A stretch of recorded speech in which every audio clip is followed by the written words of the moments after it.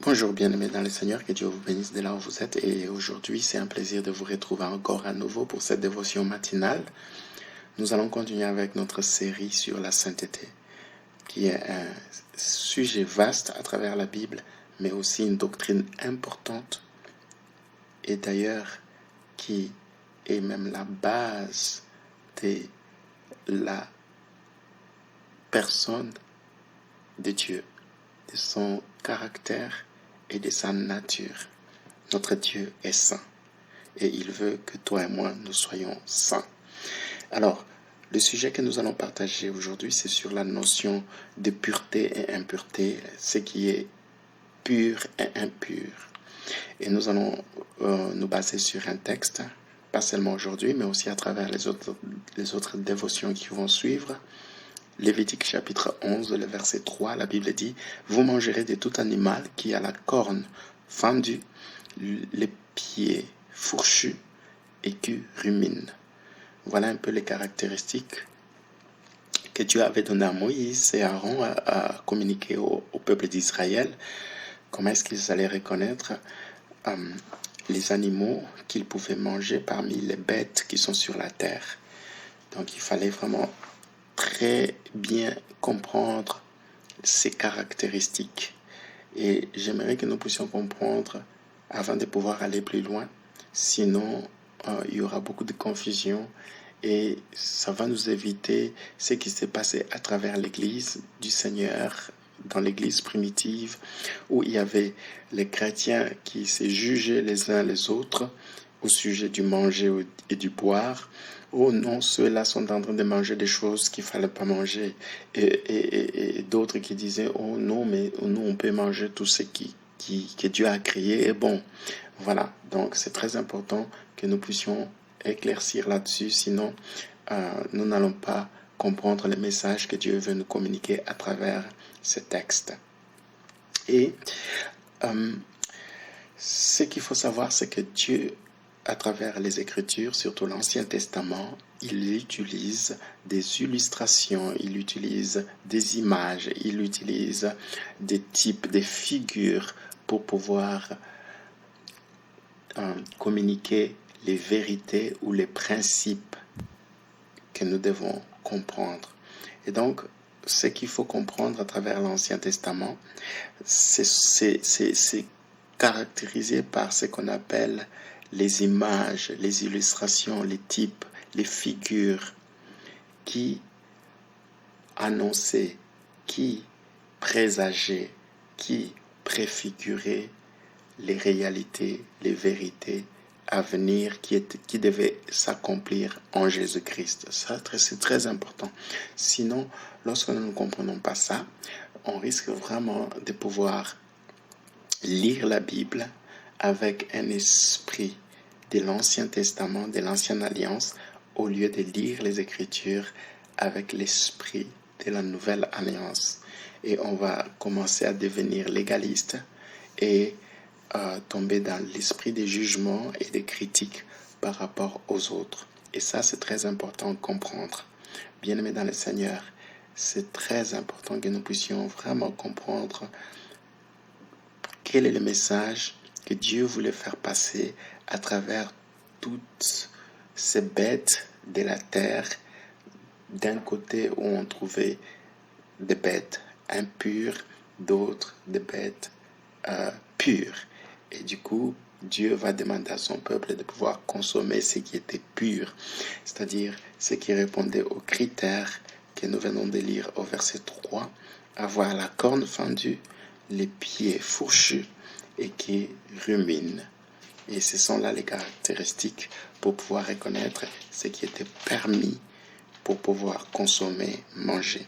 Alors, c'est très important de comprendre une chose, et ça, c'est ce que je vais essayer de faire maintenant, quelques mises au point, ok, avec la réalité du Nouveau Testament, la Nouvelle Alliance, ok.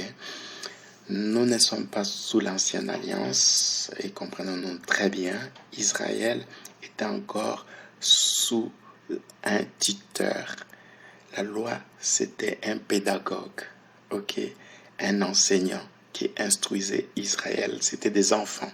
Il fallait leur donner des instructions. C'est pourquoi Dieu va utiliser des images, va utiliser des choses du quotidien, de la vie quotidienne, ok, pour inculquer à son peuple la notion de la sainteté à travers ce qui est pur et ce qui est impur, ce qui est capable de souiller, ce qui est capable de corrompre, de rendre ce qui est saint profane. Et ça, c'est très important. Et donc, pour ce qui est de la mise au point, j'aimerais que nous puissions comprendre à partir de 1 Corinthiens chapitre 10, les versets 25 et 26, la Bible dit ceci, c'est très important, c'est Paul qui parle à l'Église. Vous voyez que ce sujet était devenu un sujet problématique dans la Nouvelle Alliance, dans l'ère de l'Église, parce qu'on ne comprenait pas dans quel esprit Dieu avait commandé, avait donné à Moïse cette loi au sujet des animaux impurs et impurs. Et il faut comprendre aussi que la notion de pur et impur n'a pas commencé avec Moïse qui a amené la loi. Il faut savoir que ça a commencé très très très loin. Quand vous lisez Genèse chapitre 7, le verset 2 et le verset 8, vous verrez que Noé, lorsque Dieu lui a demandé de faire rentrer dans l'arche les animaux, évidemment Dieu lui a dit, écoute, parmi les animaux impurs, tu vas prendre autant de couples d'animaux purs. Et pour ce qui est des animaux impurs, tu dois prendre autant de pères de ces animaux-là impurs.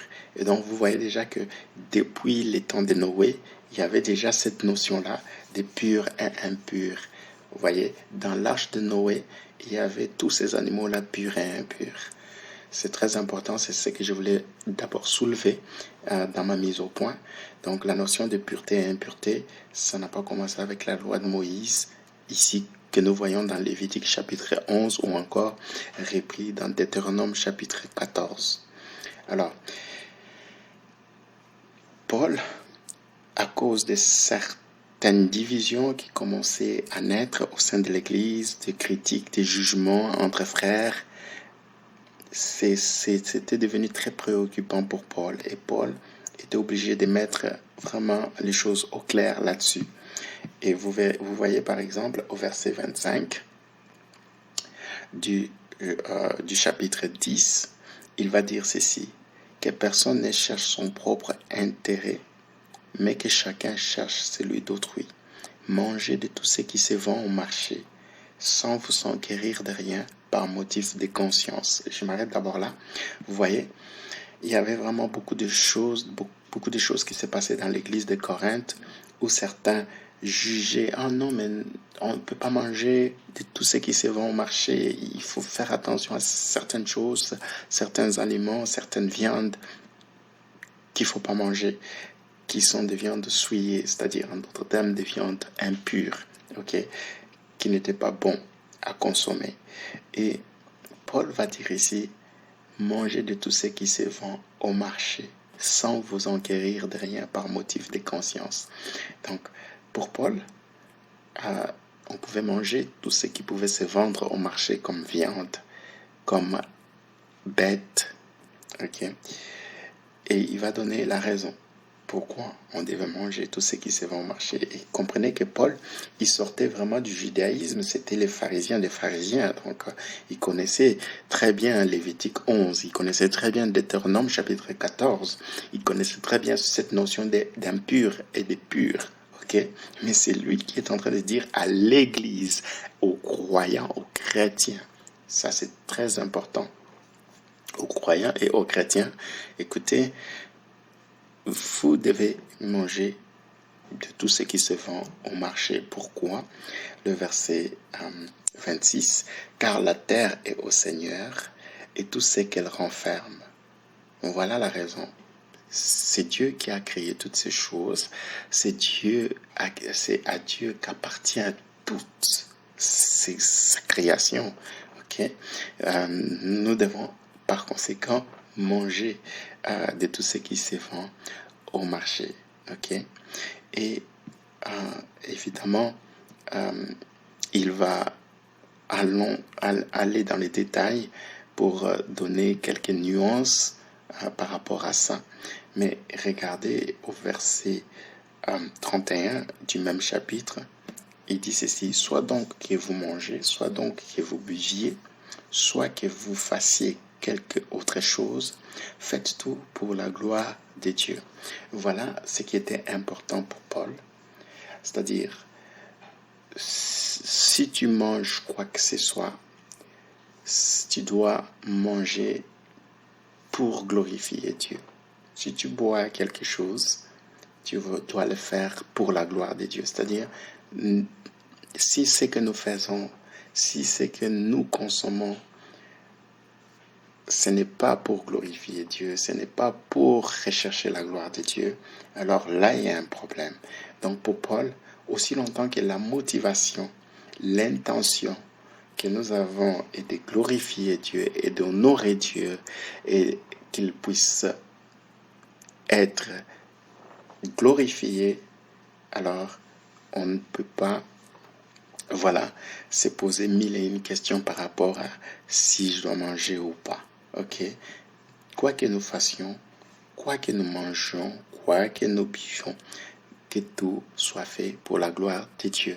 C'est ça la motivation qui doit être derrière tout ce que nous faisons. Si ce que tu fais, ce n'est pas motivé par la gloire de Dieu, si Dieu ne trouve pas son compte, bien-aimé dans le Seigneur, ne le fais pas. Ne le fais pas.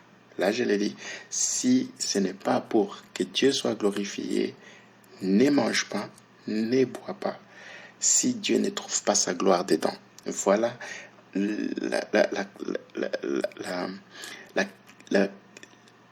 la chose la plus importante dans cette démarche sur ce qui est de savoir si ce que je dois manger est bon ou pas.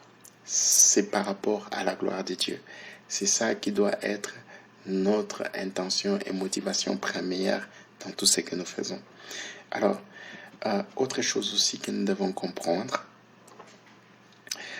dans Romains chapitre 14, c'est toujours Paul.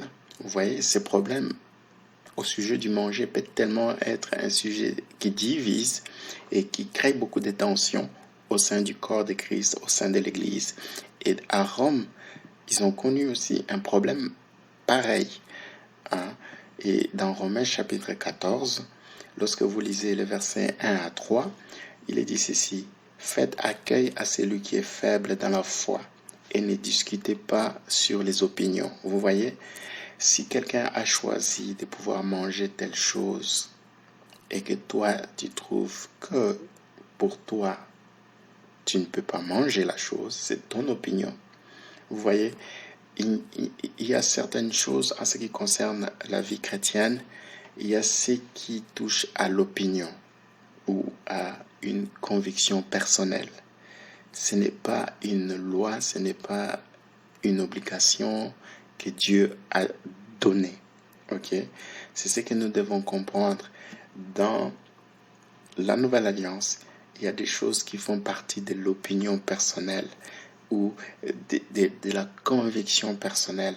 Il y a certaines choses que quelqu'un peut faire, il est fait par conviction personnelle.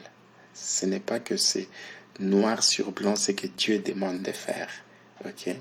Il y a certaines personnes qui ne font pas certaines choses par conviction personnelle, c'est une opinion personnelle.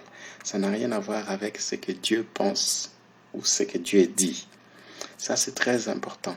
Et il dit ceci: alors, acceptez les faibles dans la foi et ne vous plongez pas dans des discussions sur les opinions, ok, sur les choix personnels, ok. Tel croit pour manger de tout, tel autre qui est faible ne mange pas que des légumes. Alors, que celui qui mange ne méprise point celui qui ne mange pas, et que celui qui ne mange pas ne juge point celui qui mange, car Dieu l'a accueilli. Vous comprenez? Donc, à l'église de Rome, il y avait aussi beaucoup de tensions, où il y avait certaines personnes qui, selon leur propre opinion, ils pensaient que, voilà, pour moi, je ne peux pas manger ça. Et d'autres qui disaient, pour leur propre opinion, ah oui, ils peuvent manger tout. Et le problème, c'est que il commençait à y avoir des disputes et des discussions, des tensions, où certains accusaient les autres. Ben voilà, toi tu es faible, oh non, toi tu n'es pas fort, tu n'as pas la foi, etc. Et ça, ce n'était pas une très bonne chose, et ce n'est pas une bonne atmosphère pour l'Église du Seigneur. Okay? Et Paul va continuer au verset 14 du même chapitre. Il va dire ceci: je sais et je suis persuadé par le Seigneur Jésus que rien n'est impur en soi. Voilà Paul, hein? C'était quelqu'un qui vient du judaïsme pur. Le judaïsme pur, il était pharisien de pharisien. Et donc, il connaissait très bien cette histoire des choses impures et pures. Et il va dire, au fait, ça c'est un Paul maintenant qui est sauvé, qui suit Jésus, qui est apôtre et qui vit dans les réalités de la nouvelle alliance. Et il va dire ceci: je sais et je suis persuadé par le Seigneur Jésus que rien n'est impur en soi, et qu'une chose n'est impure que pour celui qui la croit impure. Ça c'est choquant, mais c'est la réalité, c'est la vérité. Il dit ceci: je sais et je suis persuadé par le Seigneur. Je sais et je suis persuadé par le Seigneur Jésus. Donc ici, ce n'est pas seulement son opinion, c'est-à-dire c'est une conviction dictée par le Seigneur Jésus. Et ici, Paul est en train de parler. Il ne donne pas son opinion, il donne ce qu'il a reçu de la part du Seigneur. Et ce qu'il a reçu de la part du Seigneur, c'est quoi? C'est que rien n'est impur en soi. Ici, on est dans le contexte des aliments, on est dans le contexte de ce qu'il faut manger. Il dit, en réalité, en vérité, il n'y a rien d'impur en soi. Et quelque chose n'est impur que pour celui qui la croit impure. Voilà. Une chose devient impure que pour la personne qui croit que la chose est impure. Donc, ça devient un problème de motivation, d'intention intérieure. Voilà, ce qui vient de l'intérieur. Et il va continuer en disant: mais si pour un aliment ton frère est attristé et que tu marches plus selon l'amour, ne cause pas par ton aliment la perte de celui pour lequel Christ est mort. Que votre privilège ne soit pas un sujet de calomnie, car le royaume de Dieu, ce n'est pas le manger et le boire, mais la justice, la paix et la joie par le Saint-Esprit. Vous voyez, il faut que nous puissions comprendre que les aliments que Dieu a créés, tous ces animaux, etc., au fait, par rapport au royaume de Dieu, le royaume de Dieu est plus grand que tout ça. Et le royaume de Dieu ne tourne pas autour des aliments, autour de ce qu'il faut manger ou ce qu'il ne faut pas manger.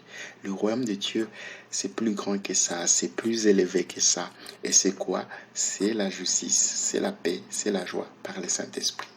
Vous voyez, parfois on essaie de réduire Dieu dans des choses futiles, dans les choses qui n'ont rien à voir du tout avec le royaume de Dieu. Et Paul va dire, écoutez, le manger, le boire, ce n'est pas ça qui fait le royaume de Dieu. Et celui qui sert le Seigneur de cette manière-là, il dit, il sera agréable à Dieu et approuvé des hommes. Donc ainsi donc, recherchons ce qui contribue à la paix et à l'édification mutuelle. Pour un aliment ne détruit pas l'œuvre de Dieu. À la vérité, toutes choses sont pures, mais il est mal à l'homme quand il mange, de devenir une pierre d'achoppement. Voilà. Et il va reprendre encore cette idée au verset 20. Pour un aliment ne détruit pas l'œuvre de Dieu. À la vérité, toutes choses sont pures. Toutes choses sont pures. Donc il n'y a rien d'impur. Et juste pour terminer, le verset 21 dit ceci.